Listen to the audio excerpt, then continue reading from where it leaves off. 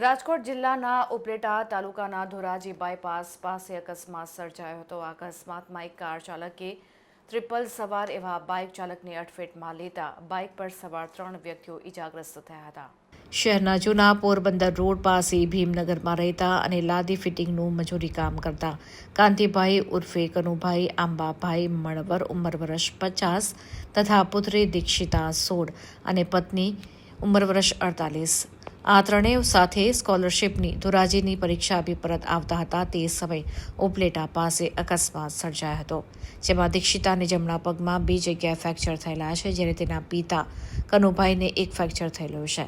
દીક્ષિતાએ તાજેતરમાં જ એસએસસી બોર્ડની પરીક્ષા આપી હતી, જેમાં 11 સાયન્સમાં ધોરાજી ખાતે એડમિશન લેવા સ્કોલરશીપની પરીક્ષા આપી હતી. કારનું ટાયર ફાટતા અકસ્માત થયો હોવાનું જાણકાર સૂત્રો દ્વારા જાણવા મળ્યું છે.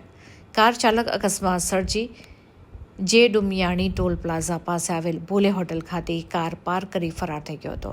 જો કે અકસ્માતના સીસીટીવી ફૂટેજ સામે આવ્યા છે. ઇજાગ્રસ્તોને ઉપલેટા ખાનગી હોસ્પિટલ ખાતે સારવાર અર્થે ખસેડવામાં આવ્યા છે.